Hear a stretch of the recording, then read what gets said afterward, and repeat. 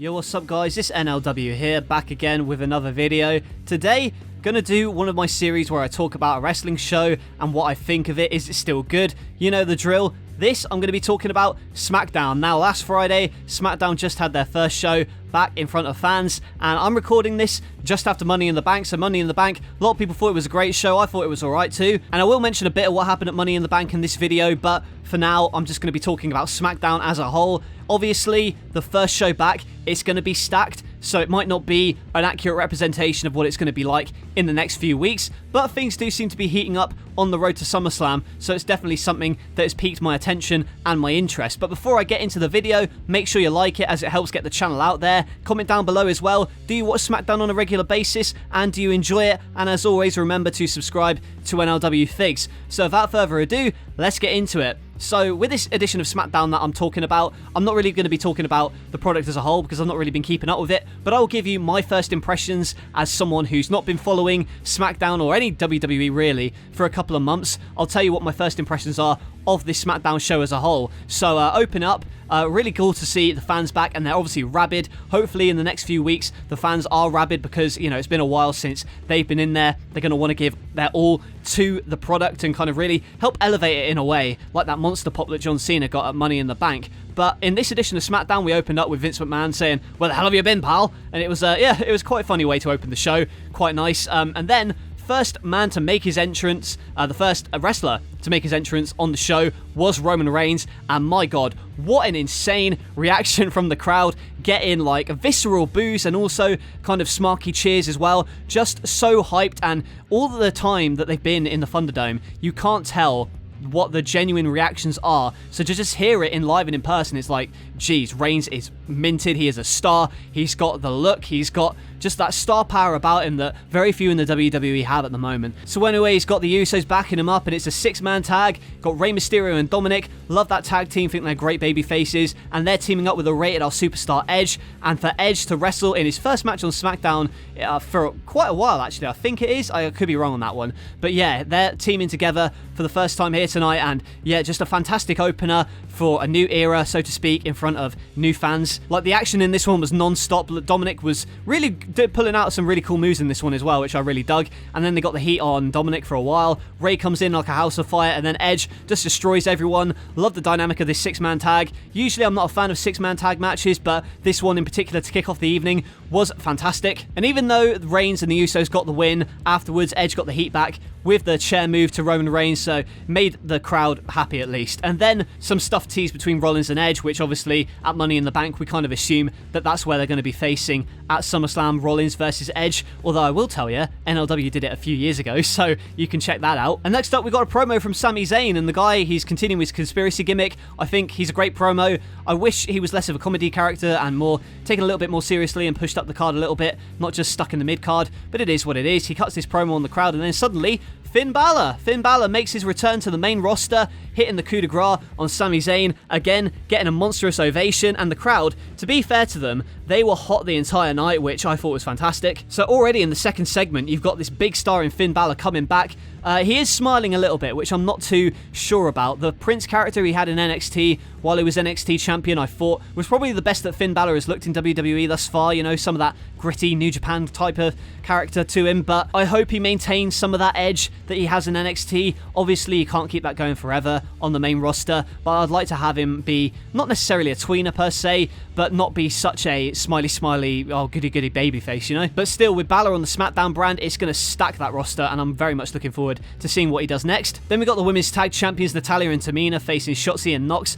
Not a fan of cutting the names from Shotzi and Tegan Nox, but it is what it is. It's the main roster, isn't it? But I'm glad to see them on the main roster. Feel they could have done a little bit more in NXT, but the main roster is desperately needing new women's faces, and I think these two as a tag team are fantastic. Natalya and Tamina, don't like them at all. Like, just really, just go away heat with me. I'm not interested in seeing them wrestle. They've probably just been around for too long. Nothing against them personally. It's just, yeah, just stale at this point. But Shotzi and Nox get the win, and you also had Liv Morgan and Selena Vega on commentary bickering. Wasn't a massive fan of that, but I was a massive fan of Liv Morgan clearing house, and then we find on WWE's YouTube where she cut an impassioned promo, and the crowd was fully behind Liv Morgan. I was fully expecting Liv to win Money in the Bank. However, you know, I can't complain about Nikki Ash or Nikki Cross, I'll call her that, whatever. She's now Mrs. Money in the Bank, so that's pretty good, but I just hope that Liv can be pushed forward from here and get into the title picture at some point. Then we have Bianca Belair versus Carmella, a match that I wasn't really looking forward to on paper, and then when they actually wrestled,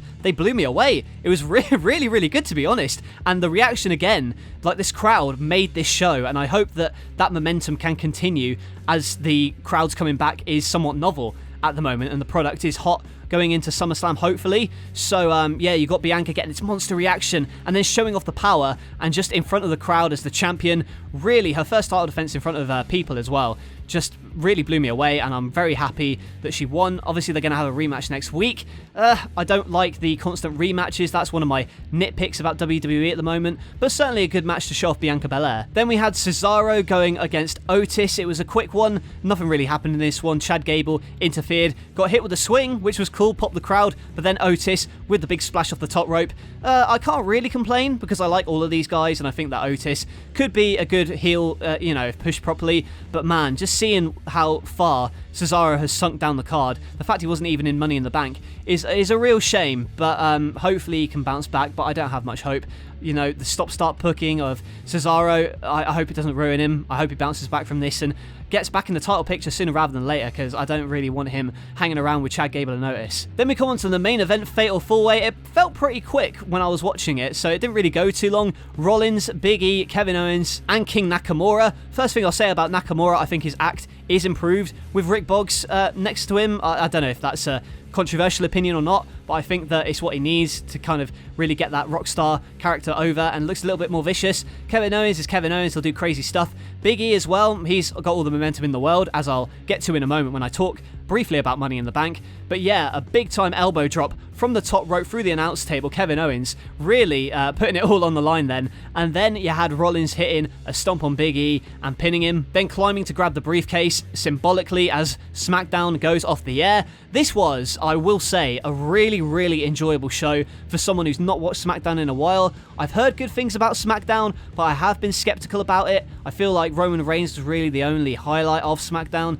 but seeing this show here, the way it was put together, it was short, it was to the point, and everything had a purpose on the show, and I really enjoyed that. From the results I read on Raw, it seems like things happen just for the sake of it, but on SmackDown, every single match had a purpose, every single match progressed the characters in some way, which I was really digging, and I really enjoyed SmackDown. I may even watch it again next week. I am not watching Raw, but I may watch SmackDown again next week, so it worked. SmackDown is still good, but hopefully this isn't just a sign of it being back in front of a crowd, and hopefully they can continue that momentum and have the product continue to make sense as we move forward. I know that there's a lot of people quite high about the product at the moment, which I'll get to in a moment, but yeah, good stuff from SmackDown. And I will briefly talk about Money in the Bank. I've only seen 3 of the matches. I watched the women's Money in the Bank, which was absolutely horrible, for obvious reasons, like just seemed so choreographed and fake, until the ending when Nikki Ash won the briefcase, so at least that's a positive that she can hold on to that briefcase and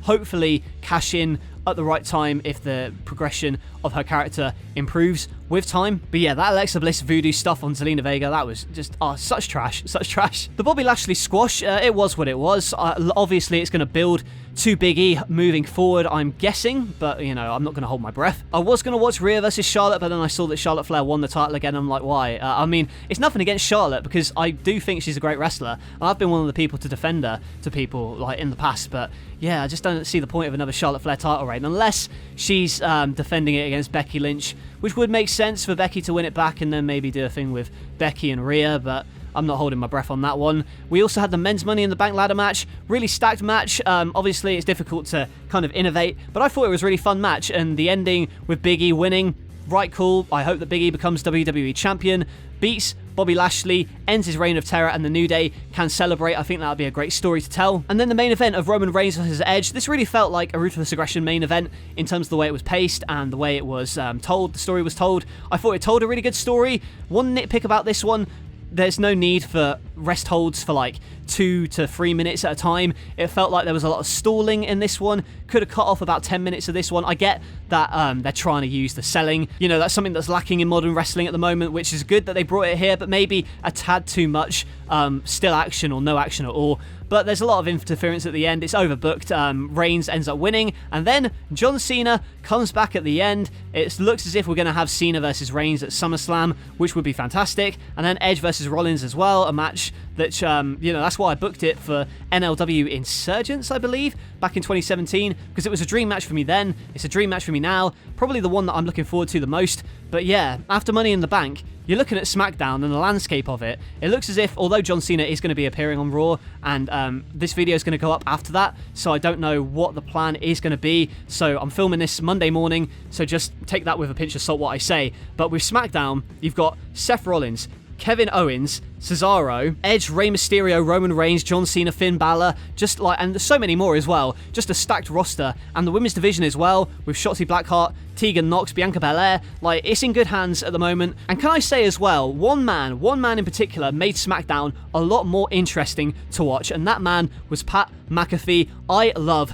Pat McAfee. I think he brings an energy to the product. I think that he looks infused. You can tell when he's jumping up and down, really selling everything when he's dancing on the table, and I think he actually brings out a good side to Michael Cole's commentary. He's nowhere near as bad when he's paired up with Pat McAfee. Contrast that with Raw, and you got Corey Graves and Brian Saxton, which I'm not massive fans of, but here, Pat, just his energy, and when Kevin Owens coming off the top of the ladder, and McAfee's just marking out, he is the star of SmackDown, and in a good way, because he really enhances the product, I think, and he's one of the main reasons why I'm probably going to check it out next week, because it might be a controversial opinion, but I think a good commentator can make or break a wrestling show. So I am quite looking forward to SummerSlam. Are you? Let me know in the comments below. Make sure you like the video if you enjoyed, and subscribe to NLW Figs if you haven't already. Also, comment down below about SmackDown. What do you think of it? Are you like me? Have you not watched it in a while? Or do you keep up with it regularly and enjoy it? Let me know in the comments below. That's it from me. Thank you for watching, and I will catch you guys later.